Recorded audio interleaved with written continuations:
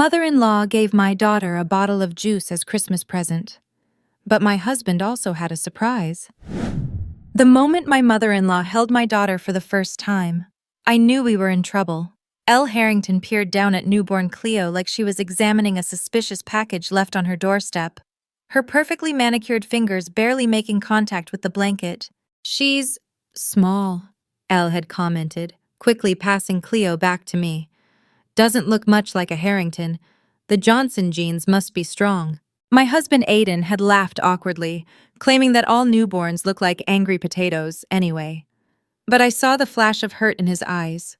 In the Harrington family hierarchy, not looking like a Harrington was the first strike against you. And in Elle's scorebook, Cleo was already down 0-1. Over the next 7 years, the strikes kept coming. Strike 2. Cleo preferred books to ballet, despite Elle's insistence that Harrington women have been dancers since your great-grandmother performed for visiting dignitaries in 1932. Strike 3. Cleo inherited my curly hair rather than the sleek Harrington mane that Elle spent 2 hours flat ironing every morning. By the time Cleo turned 7, she was effectively invisible to her grandmother, unless Elle needed someone to compare unfavorably to her other grandchildren. "Look how beautifully Penelope sits." Elle would coo about Aiden's brother's daughter, while Cleo fidgeted beside me on the stiff brocade sofa during Sunday family lunches. Such perfect posture, a true Harrington. Cleo would curl further into my side, her small body tensing with the effort not to move. I'd stroke her wild curls and whisper that wiggling was a sign of an active mind. But the damage was already being done, one comparison at a time. The Harrington family lunches were an exercise in endurance. Elle's sprawling Tudor-style home in the most exclusive neighborhood in town was less a dwelling and more a museum of Harrington accomplishments. The walls were adorned with portraits of stern-faced ancestors whose judgmental stares followed you from room to room. Glass cases displayed artifacts of Harrington excellence golf trophies, academic medals, and newspaper clippings about various family triumphs dating back generations. And then there was the dining room, an echo chamber of passive-aggressive commentary disguised as helpful advice, all delivered while passing crystal salt cellars and silver gravy boats that required white gloves to polish. "Maya," Elle called to me from across her immaculate dining room during one particularly excruciating Sunday lunch. "Do try to get Cleo to eat with her fork properly. Penelope's been using the correct silverware since she was 4. I stabbed my roast beef with enough force to chip the antique china beneath it. "Cleo's fine, Elle. She's eating neatly." "Fine isn't the Harrington standard," Elle replied with a tight smile that didn't reach her frost-blue eyes. "We strive for excellence." Beside me, Aiden cleared his throat but said nothing. Under the table, I squeezed his knee hard enough to leave fingerprints. "What do we say, Aiden?" I prompted through gritted teeth. "Mom, Cleo's doing great with her fork," he mumbled, his voice barely audible over the clinking of expensive silverware. Elle's eyebrows arched so high they nearly disappeared into her hairline. "Well, I suppose if you're satisfied with great rather than perfect, that's your prerogative as parents." The way she said parents made it sound like we were a pair of surprisingly clever monkeys attempting to raise a human child despite our obvious limitations. After lunch, while the others retreated to the sitting room, I cornered Aiden in his mother's pristine kitchen. "You need to stand up to her," I hissed, keeping one eye on the doorway to make sure Elle didn't materialize like the judgmental phantom she was. "She's destroying Cleo's self-esteem one backhanded compliment at a time." Aiden ran a hand through his hair, a nervous habit that Elle regularly criticized as common. I know, but you know how Mom is? Everything turns into World War III if you challenge her." "I don't care if it turns into the apocalypse," I replied. "That's our daughter she's chipping away at. Our beautiful, smart, perfect daughter who thinks she's not good enough because her grandmother can't see past her own reflection." He sighed, the weight of 38 years of maternal manipulation evident in the slump of his shoulders. "I'll talk to her." But he didn't. Not that day, not the next Sunday, not even when Elle forgot to get Cleo a birthday present while showering Penelope and the other grandchildren with gifts at the joint party she insisted on hosting. The birthday debacle had been particularly painful to watch. Elle had convinced us to combine Cleo's birthday with her cousin Penelope's, despite the girls being born 3 weeks apart. "It's much more efficient," Elle had insisted, and it saves everyone from having to attend multiple parties during such a busy season. The fact that Penelope's birthday landed on a date more convenient for Elle's social calendar was, I'm sure, purely coincidental. The party had been held at Elle's Country Club, a bastion of old money and older prejudices, where the staff still called her Mrs. Harrington, despite my father-in-law being 7 years in his grave.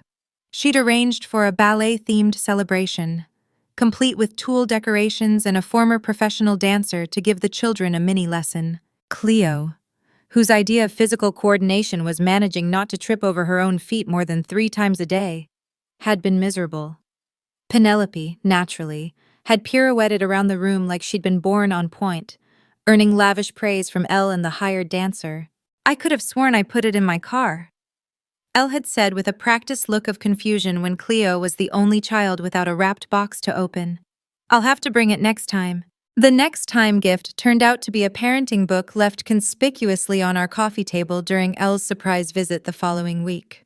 Just some light reading, she'd said with a meaningful glance at Cleo, who was sprawled on the floor, drawing what appeared to be a fire-breathing dragon, consuming a woman who looked suspiciously like her grandmother. Aiden found me in our bedroom that night, methodically shredding the parenting book into confetti. I'm making decorations for your mother's next birthday, I explained, dropping handful after handful of paper strips into a shopping bag. I thought we could use it instead of those fancy curling ribbons she likes. He didn't laugh. Instead, he sat beside me on the bed, his expression uncharacteristically serious.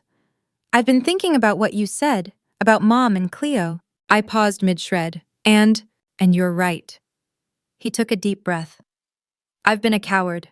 I've been letting my mother treat our daughter like she's somehow defective because I'm afraid of rocking the boat. The SS Harrington is less of a boat and more of a nuclear submarine equipped with guilt torpedoes, I pointed out. But yes, I need to do something, he continued, but I want it to be meaningful, something that will actually make Mom stop and think, not just cause another family drama that blows over by next Sunday. I was about to suggest moving to another continent when he added, I have an idea, but I'll need your help. That was how Project Box was born, over the next week. Aiden spent hours in his study, writing and rewriting a letter. I kept Cleo occupied and fielded no fewer than 6 calls from Elle about the upcoming Harrington Christmas extravaganza, an annual event that rivaled the Met Gala in its formality and the Spanish Inquisition in its ability to extract confessions of inadequacy. I assume you'll be dressing Cleo appropriately this year, Elle said during call number 3. Last year's ensemble was rather casual for a Harrington gathering. You mean her red velvet dress with the white collar? The one that made her look like a Christmas card come to life? I asked innocently. I mean the little boots she wore. Harrington women wear proper shoes. Maya. Perhaps if you'd grown up with certain traditions, you'd understand the importance of these details. I counted backward from 10 in my head. Cleo has sensory issues with certain dress shoes. Elle, we've discussed this. Well, sensitivities can be overcome with proper encouragement. She sniffed. Penelope wore patent leather Mary Janes at half Cleo's age without complaint. Perhaps Penelope should be canonized as the patron saint of uncomfortable footwear, I suggested. Sarcasm is the lowest form of wit, dear, Elle replied before hanging up. I had met Aiden at a charity auction for the city's children's hospital. I was there representing the marketing firm I worked for, which had donated services to the cause. He was there because his mother was on the board and had insisted the entire Harrington clan make an appearance to support the family image. Aiden had been hiding behind a massive floral arrangement, nursing a glass of wine and looking like he'd rather be anywhere else. I'd spilled my drink on his shoes while trying to escape an overly persistent pharmaceutical rep. And instead of being annoyed, Aiden had looked relieved. Thank God, he'd said. Now I have an excuse to leave early. Sorry, Mother, must dash home to save these Italian loafers. His impression of his mother's accent had been so spot on that I'd laughed out loud, earning us a disapproving glare from Elle, who was holding court across the room. Aiden had asked for my number that night, and we'd escaped for coffee, leaving the glittering charity auction and Elle's daggers for eyes behind. I didn't realize then that I hadn't really escaped Elle at all. I'd just signed up for a lifetime membership to her critical commentary. The night before the Christmas extravaganza, Aiden called Cleo into his study. I pretended to be folding laundry nearby, shamelessly eavesdropping. I have something important for you, I heard Aiden say. Something special that's just between us. Like a secret, Cleo's voice was excited, in a household where her father still struggled to assert himself against his mother's iron will. Secrets with Dad were rare treasures. Sort of. It's a tool for when you're feeling invisible. There was a rustling of paper. Then Cleo's confused voice. It's just a little box, Dad. It's what's inside that matters, Aiden explained. Inside is a letter. A very important letter that I need you to give to Grandma Elle if you ever feel like she's not seeing you. Not seeing the real you. Like when she pretends I'm not there unless I'm sitting like Penelope, Cleo asked. Her perception startlingly accurate for a 7-year-old. Exactly like that, Aiden confirmed. But this is powerful magic. Cleo, you can only use it once. And only when you really, really need to. When you feel like you've become invisible and need to be seen again. Do you understand? Yes, Daddy, she answered solemnly. Only when I'm invisible. I slipped away before they emerged, my heart both heavy and hopeful. Whatever was in that letter, I trusted Aiden had found his courage at last. The Harrington Christmas extravaganza lived up to its name. Elle's mansion was decked with enough lights to be visible from space. And inside, every surface sparkled with decorations that looked like they belonged in a museum rather than a home where children would be gathered. The drive to Elle's estate felt like a journey to a particularly festive execution. Cleo sat quietly in the back seat, clutching the small wrapped box Aiden had given her. She'd insisted on wearing her comfortable shoes, which we'd compromised on by selecting a pair that at least looked fancy from a distance. Remember, I told her as we pulled into the circular driveway, if Grandmother says anything that makes you feel bad, you can come find me or Daddy right away. Or I can use the magic box, Cleo whispered, patting her pocket where the small package was hidden. Aiden and I exchanged glances. Only if you really need to, he reminded her. It's very powerful magic. We were greeted at the door by William, Elle's butler, because of course Elle Harrington had a butler, probably grown in a vat specifically for the purpose of looking disapproving and announcing dinner. Mrs. Harrington is in the main parlor, William informed us with all the warmth of an automated message. The other guests have already arrived. Translation. We were precisely 3 minutes late, and Elle was undoubtedly timing our entrance to add to our list of failings. Try not to touch anything, Elle instructed as we entered, her eyes lingering disapprovingly on Cleo's sensory-friendly velvet dress and matching soft-soled shoes. Some of these ornaments are older than America. So is your attitude about children, I muttered under my breath. What was that, dear? Elle asked sharply. I said we're so excited to be here, I lied, plastering on a smile that felt like it might crack my face. Cleo clutched the small box Aiden had given her, now wrapped in shiny red paper and hidden in her pocket. She'd been unusually quiet during the drive over, her small face serious as she contemplated the magic her father had entrusted her with. The evening progressed as these gatherings typically did, Elle holding court in the center of the room, dispensing backhanded compliments like a malfunctioning ATM spitting out counterfeit bills, Penelope performing a dance routine to appreciative oohs and ahs, Aiden's brother Gavin showing off his twin boys' matching prep school acceptance letters, and Cleo sitting quietly in a corner, trying to be as invisible as she already felt. Cleo, darling, Elle called across the room at one point.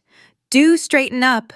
You're slouching like you're waiting for a bus, not attending a family gathering. Cleo immediately sat ramrod straight, her small shoulders tense with the effort. I started to intervene, but Aiden beat me to it. She's fine, Mom, he said, his voice steady but not confrontational. She's just watching the Christmas tree lights. Elle blinked, clearly surprised by this mild resistance. Well, a proper young lady should always be aware of her posture, regardless of what she's looking at.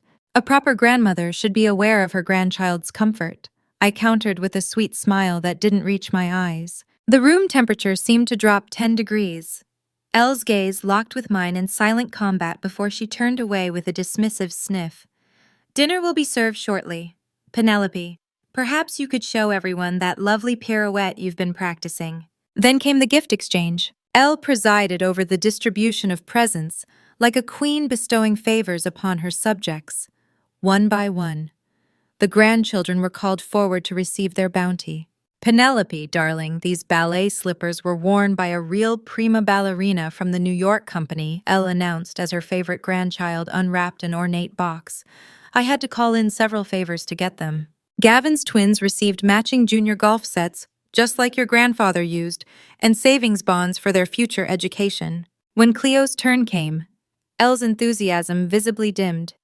And for Cleo, well, here you are, dear. Cleo stepped forward, hopeful despite history suggesting otherwise.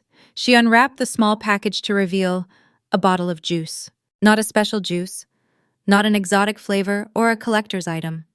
Just a regular bottle of apple juice from the grocery store, still bearing its $1.99 price sticker. The room fell silent. Even Penelope looked uncomfortable. I noticed you were thirsty at Thanksgiving, Elle explained, as if bestowing great thoughtfulness.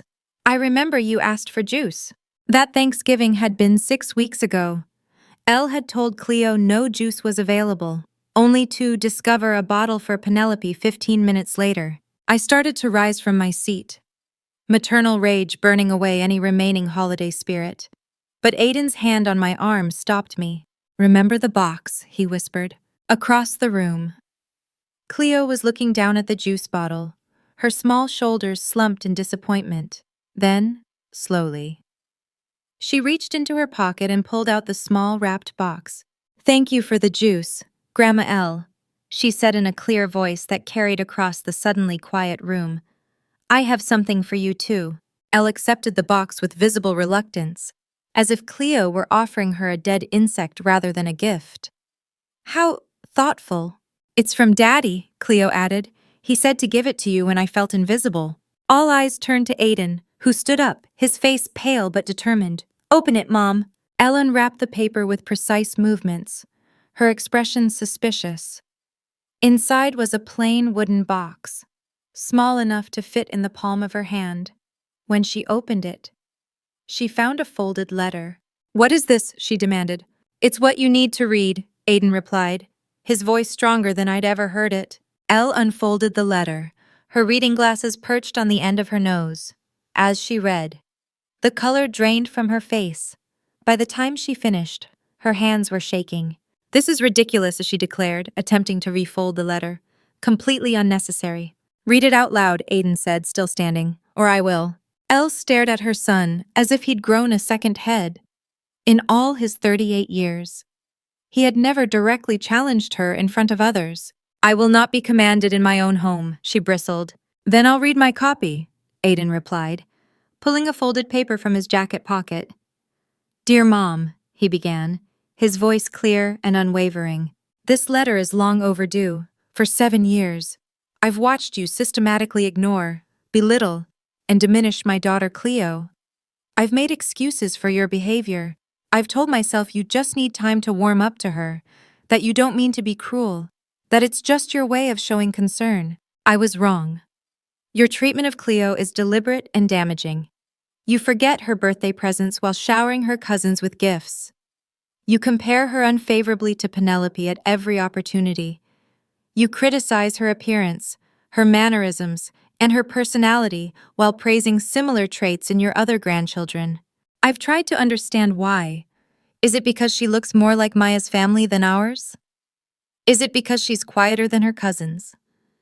Is it because she doesn't conform to your antiquated idea of what a Harrington woman should be? Whatever your reasons, they stop now. Cleo is my daughter. She is kind, intelligent, creative, and perfect exactly as she is.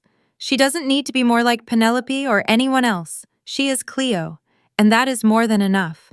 If you cannot see the remarkable child she is, if you cannot treat her with the same love and respect you show your other grandchildren, then you will not be a part of her life or mine going forward. The choice is yours, Mom. See Cleo, truly see her, or prepare to see a lot less of me. Your son, Aiden. Silence descended on the room. Heavy and absolute. Elle's face had gone from pale to mottled red, her perfectly manicured hands crumpling the letter into a tight ball. How dare you? She finally managed, her voice barely above a whisper. After everything I've done for this family, after all the traditions I've maintained, the connections I've fostered, the appearances I've kept up, that's just it, Mom. Aiden interrupted. It's always been about appearances with you, how things look, not how they feel. Well, I don't care anymore. I don't care what the Harrington standard is, or what some dead relative did in 1932, or which fork goes with which course. I care about my daughter feeling loved and valued, and you failed spectacularly at providing either. Elle turned to Gavin, clearly expecting brotherly backup. Are you going to let him speak to me this way? Gavin, usually his mother's steadfast defender, looked uncomfortable. Mom, he's not entirely wrong. You are harder on Cleo than the other kids. That's absurd, Elle sputtered. I treat all my grandchildren exactly the same. You gave her juice for Christmas, Grandma, Penelope piped up unexpectedly. And you gave me ballet slippers worn by a real prima ballerina. Elle's mouth opened and closed like a fish gasping for water. That's different. Penelope has interests that require cultivation. Cleo doesn't show aptitude for what? I asked, finally entering the fray. Being a mini Elle, thank God for that.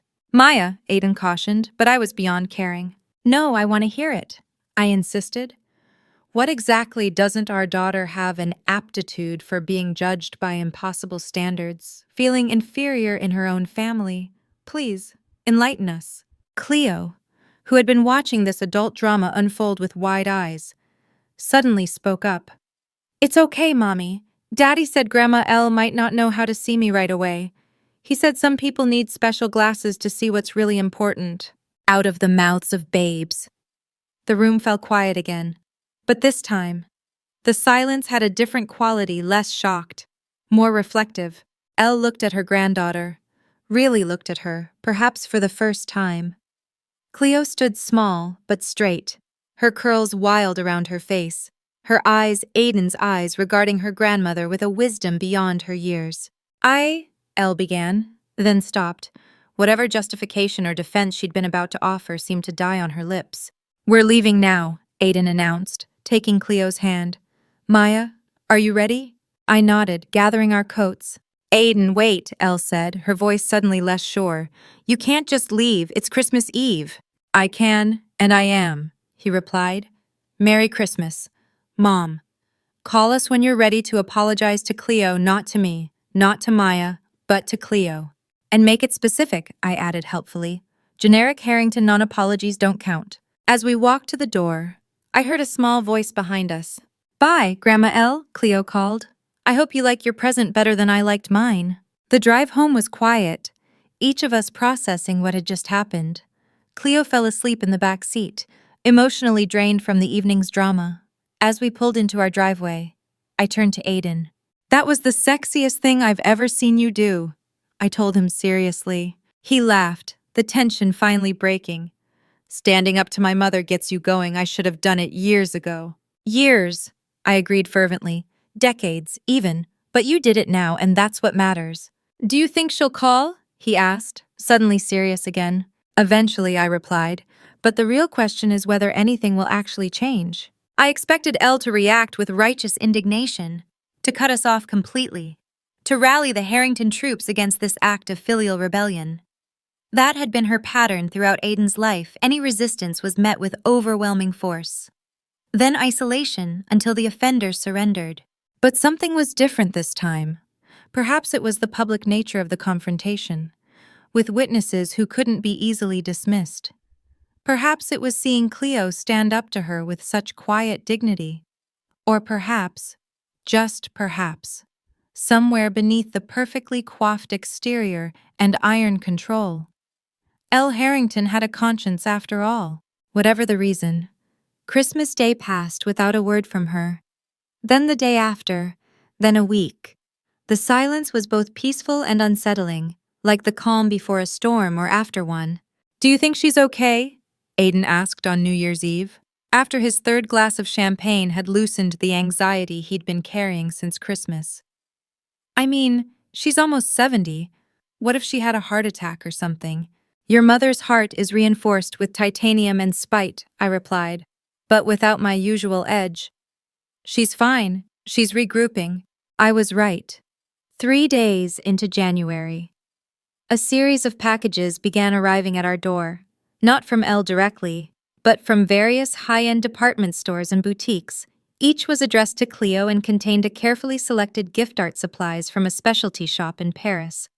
A telescope from a scientific catalog, a collection of books about famous women scientists. No note accompanied any of these deliveries, just the gifts, appearing like offerings from a particularly well-funded but anonymous admirer. "She's trying," Aiden observed as Cleo unwrapped her fifth package, a set of geological specimens with a child-friendly identification guide. "She's buying time," I countered, "and forgiveness." "At least she's paying attention to what Cleo actually likes," he pointed out. "None of these are ballet slippers or etiquette books." He had a point. The gifts were thoughtful, tailored to Cleo's interests rather than Elle's expectations. It was a start, if not quite an apology. It took 3 weeks. 3 blessed, Elle-free weeks during which our home felt lighter somehow, as if her disapproval had been a physical weight pressing down on our roof. When the call finally came, it wasn't to Aiden, but to Cleo. I monitored the conversation from nearby, ready to intervene if necessary. "Hello, grandmother," Cleo answered formally. She'd taken to calling Elle grandmother instead of grandma recently, a small act of emotional distancing that broke my heart and made me proud simultaneously. I couldn't hear Elle's side of the conversation, but Cleo's responses were illuminating. "Yes, I did like the ballet book. Thank you for sending it." "No, I don't think I want to take ballet lessons. I like my art class better, because drawing makes me happy, and when I dance, my feet hurt and everyone watches me." There was a longer pause, during which Cleo's expression changed from guarded to surprised. "You want to come to my art class?" Another pause. "Yes, I think that would be okay, but you have to promise not to say anything about Penelope while you're there." I raised my eyebrows at that condition, impressed with my daughter's clear boundary setting. "Okay, I'll ask Mom. Bye, grandmother." She handed me the phone and shrugged. "She wants to come to my art class next Saturday, and she said she was sorry for the juice. She said it wasn't a proper gift because she didn't think about what I would like, only about what she remembered from Thanksgiving." It wasn't a perfect apology, but it was more specific than I'd expected from Elle. "I regret that you were offended, Harrington." "Do you want her to come to your art class?" I asked carefully. Cleo considered the question with the seriousness of a Supreme Court justice. "Yes," she decided finally. "I want to show her my dragons and my self-portrait. Then she can come." I agreed. "But if she says anything unkind or compares you to your cousins, I'll tell her that's not allowed," Cleo finished confidently. "Dad says I'm allowed to tell people when they're making me feel bad, even if they're grown-ups." "Your dad is getting very smart in his old age," I observed. The week leading up to Elle's art class visit was tense. Aiden kept checking his phone expectantly, as if waiting for the other shoe to drop for his mother to cancel, to revert to type, to find some way to avoid this confrontation with her own behavior. "She'll show up," I reassured him, though I wasn't entirely convinced myself. "She might," he agreed, "but will she behave?" That was the real question.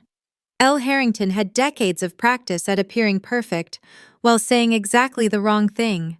Would she be able to resist the urge to criticize, to compare, to control? Saturday arrived, and with it, Elle 15 minutes early and visibly uncomfortable as she perched on a small chair in the community center art room, surrounded by children's paintings and clay sculptures.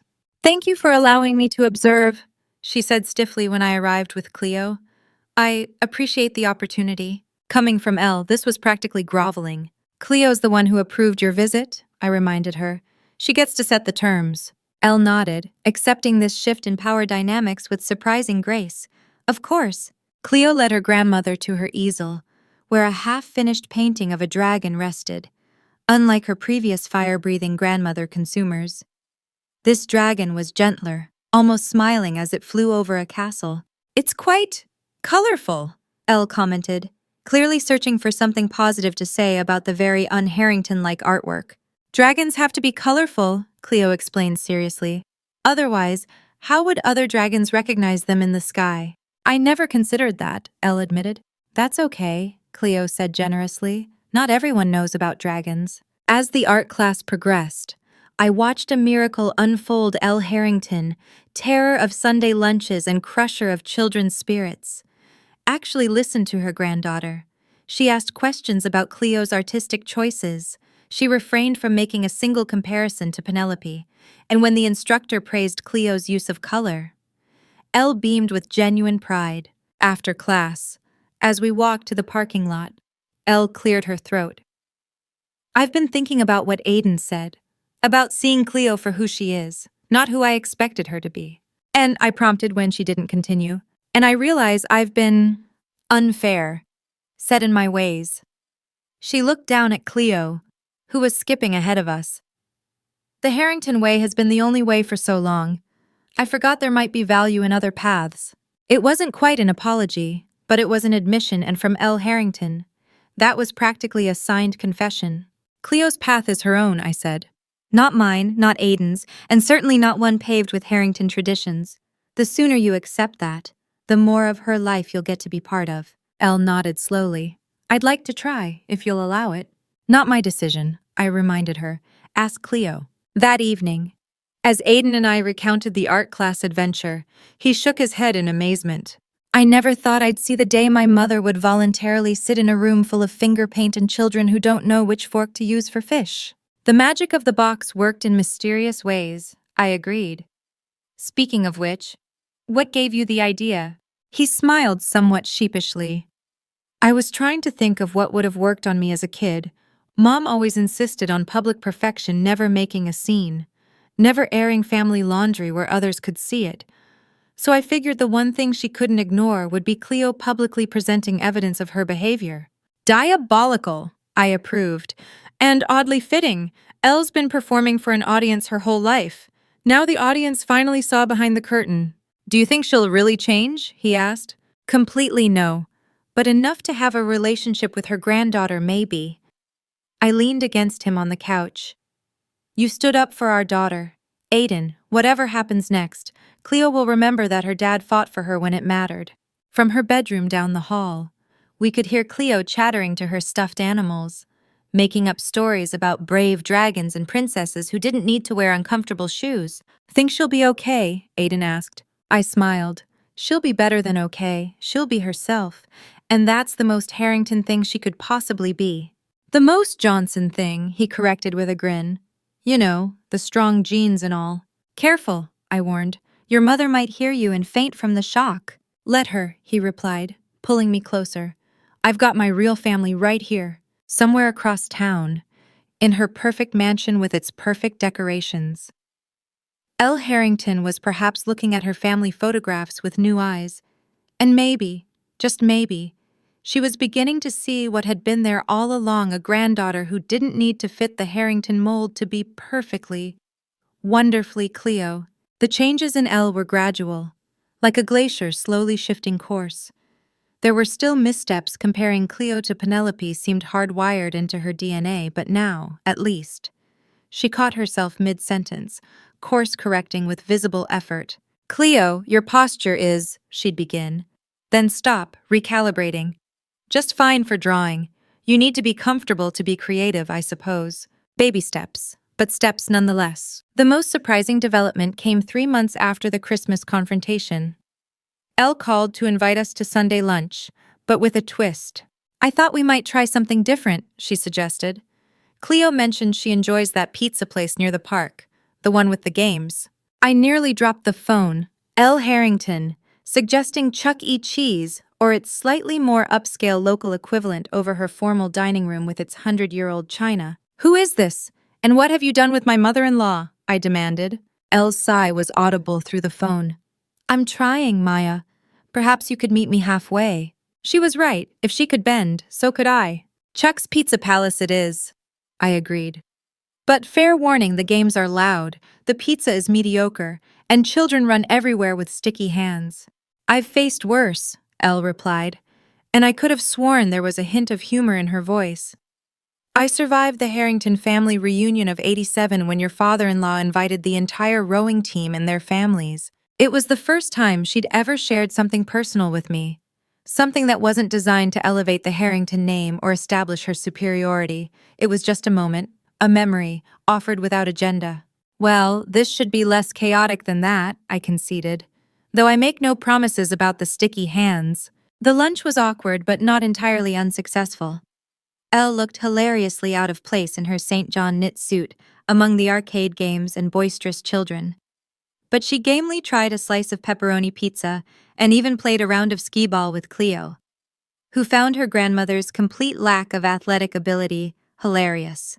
"You throw like a T-Rex, grandmother," she giggled as Elle's ball bounced pathetically short of the target. "Perhaps dinosaurs aren't known for their arcade skills," Elle replied with surprising good humor. When Cleo ran off to spend her hard-won tickets at the prize counter, Elle turned to us with an uncharacteristically hesitant expression. "I've been seeing someone," she said abruptly. Aiden choked on his soda. "Seeing someone like, romantically?" Elle's cheeks tinged pink. "Yes, Aiden, I am a widow, not a fossil." "Who?" I asked, genuinely curious. Who on earth could handle Elle Harrington's particular brand of high-maintenance perfectionism? "Dr. Martin from the hospital board," she admitted. "He's been quite persistent over the years, but I always declined. After Christmas, I reconsidered." Dr. Martin, James Martin, if I remembered correctly, was the hospital's chief of pediatrics. A gentle bear of a man with salt and pepper hair and perpetually twinkling eyes. He was Elle's opposite in nearly every way, warm where she was cold, relaxed where she was rigid, inclusive where she was exclusive. "Does he know what he's getting into?" I blurted before I could stop myself. Elle raised an eyebrow. "As he told me quite directly, he's known exactly who I am for 20 years and has been trying to get me to dinner for 15 of them. Apparently, he finds my forthright nature refreshing." "That's one way to describe it," Aiden muttered. "He suggested I might benefit from some perspective," Elle continued, ignoring her son's comment. "He has grandchildren of his own, 7 of them, from 3 different children. None of them are alike, he says. All wonderful in different ways." She glanced over at Cleo, who was carefully considering her prize options with the gravity of a general planning a military campaign. "It made me think," she admitted, "about expectations, about seeing people for who they are, not who I want them to be." "Mom," Aiden said slowly, "are you saying a man is influencing your worldview? That seems very un-Harrington of you." Elle sipped her water primly. "Don't be ridiculous, Aiden. I'm simply saying that as one ages, one gains new perspectives.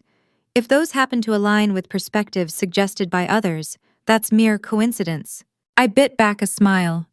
Elle would never admit to being wrong or changing her mind because someone else had a point, but she was changing, however reluctantly. "Well, we'd love to meet Dr. Martin sometime," I said, extending an olive branch. "Perhaps he could join us for dinner at our house next month." "I'll check his schedule," Elle replied, which wasn't a no.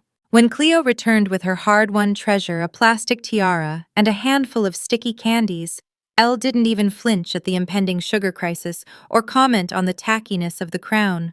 Instead, she simply said, "Those are very colorful candies, like your dragons." Cleo beamed. "Want one? Grandmother, the blue ones are the best." Elle hesitated only a moment before accepting a piece of what appeared to be radioactive blue sugar. "Thank you," she said formally, as if accepting a state gift from a visiting dignitary. She popped it into her mouth, and her eyes widened slightly at what must have been an assault of artificial flavors. "It's very blue," she managed after swallowing. Cleo nodded seriously. "That's how you know it's working." "Working?" Elle inquired. "The magic," Cleo explained.